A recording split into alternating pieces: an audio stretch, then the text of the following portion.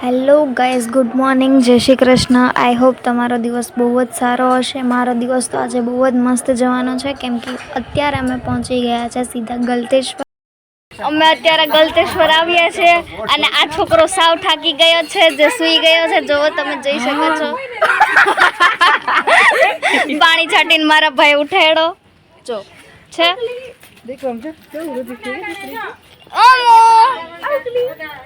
इधर इधर देख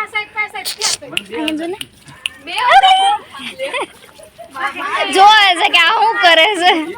ઈ તો હું પાછળ ઊભો છું એટલે જો આ મારો ભાઈ છે, બિચારો હૂતો તો ને તેણે ઉઠાડ્યો. કેવો વિચિત્ર માણસ છે. અને અમે અત્યારે ડોગેશભાઈને ઉઠાડવા જઈએ છીએ. તમે જોઈ શકો છો, ડોગ પણ ઉઠી ગયું છે. હાલો ને આયા. ચાલો તો ગાઈસ, આગળનો વ્લોગ મળતો રહેશે. ત્યારે અમે પહોંચી ગયા છે સીધા ગલતેશ્વર અને અમે અહીંયા છે ને મસ્તી કરતાં કરતાં બધા સાથે અમે જો એન્ટર થયા.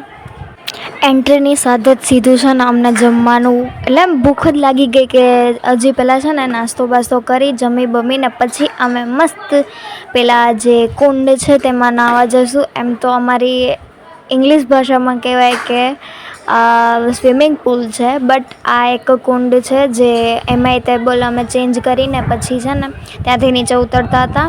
તો બધાને હું કહું છું કે બધા હાય કહી દો. તો બધા જો આ નાની છોકરી છે એણે હાય કીધું. પછી પેલા આંટીને પણ મેં કીધું જે અમારી સાથે હતા, તો તેને પણ કીધું, તો એણે પણ હાય કીધું. પછી પેલું જે બેબી આગળ મેં તમને બતાવ્યું તેમના મમ્મીને પણ કીધું, એ મારા ભાભી થાય તો તેમને પણ કીધું, તો એણે પણ હાય કીધું. અને એને જો તડકો બહુ જ લાગતો હતો એટલે હું ચૂંદડી માથા ઉપર ઓઢાડી હતી.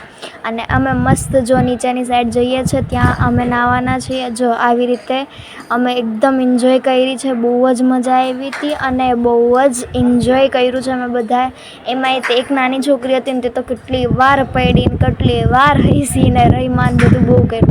ઉપરથી વ્યૂ કંઈક આવો લાગતો હતો, તો એ વ્યૂ પણ મેં લઈ લીધો છે તમને બધાને બતાવો. બહુ જ મસ્ત બ્યુટીફુલ વ્યૂ આવતો હતો. તો તમને બધાને આ વ્લોગમાં મજા આવે છે કે નહીં એ તો તમે કોમેન્ટમાં કહી દેજો. પછી અમે છે ને થોડીક વાર ત્યાં ઉપર બેઠા અને આને જો આ પેલું બેબી છે જેનું નામ ઓમ છે અને એ આઈ થિંક 10 થી 11 મહિનાનો છે. તો પણ જો કેટલી મસ્તી કરે છે. અને અમારો ભાઈ એને રમાડતો હતો ને તેના વાળ ખેંચતો હતો.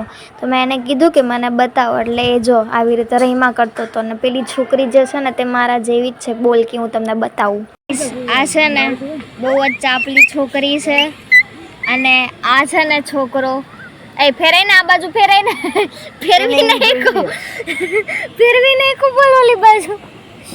તો ગાઈઝ આ છોકરી છે ને, આ છોકરી જો હંતાઈ ગઈ, એ બહુ ચાપલી છોકરી છે. ચાપલી? હા, બોલ બોલ વાતુડી છે માર જેવી. આમ જો અહીંયા એકવાર બિચારી શરમાઈ ગઈ. એમ તો કોઈથી શરમાતી નથી, હવે આજે કેમ શરમાઈ ગઈ. હું કેવી લાગુ છું? અમારા ભાઈના ચશ્મા છે અને એના નંબર છે, બટ મને એવું લાગે છે કે મારા પણ નંબર હશે. એને જેટલા નંબર છે ને એટલા જ નંબર મને એવું લાગે છે, કેમ કે અહીંથી મને બધું સાફ સાફ દેખાય છે. કેવી લાગુ છું એ તો કમેન્ટ કરજો.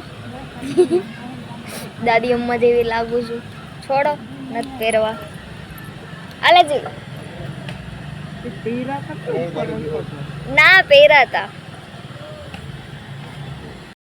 અમે છે ને અત્યારે જઈએ છીએ ઘર સાઈડ અને ત્યાં કેવું થયું કે રિક્ષા નથી મળતી ને એટલે મારા મમ્મીને મોકલા કે રિક્ષામાં ભાવતાલ કરી અને પછી છે ને તે રિક્ષા બાંધીને આવે. પણ છે ને તોય રિક્ષા ના મળી ને અત્યારે આમથી આમ ગયા ને એટલે આ પાછળથી બધી પબ્લિક એમ બોલ્યા કે હોમ મિનિસ્ટર ત્યાં પહોંચી ગયા છે, હજી રિક્ષા ના મળી. એને મિનિસ્ટર બનાવીને મોકલા છે. હવે મારા મમ્મી દેખાય ને એટલે હું તમને બતાવું કે કઈ રીતે છે ને એમને હોમ મિનિસ્ટર બનાવી દીધા, બટ તોય રિક્ષા ના મળી. હવે હોમ મિનિસ્ટરને બતાવું. ખમો તો ત્યાં છે અમારો હોમ મિનિસ્ટર. જો તમે જોઈ શકો છો અહીંયા અમારા હોમ મિનિસ્ટર ઊભા છે અને અમને હજી રિક્ષા મળી નથી એટલે રિક્ષાને ખોજમાં છે. આ બધા લોકો વેઇટ કરે છે કે ક્યારે અમને હોમ મિનિસ્ટર છે ને રિક્ષા ગોતી આપે. તો હવે રિક્ષા મળશે. આ રિક્ષા પાછળ છે પણ ત્યાં કોઈ છે નહીં એટલે કોઈ લઈ નહીં જાય અમને. તો બસ આવું બધું છે.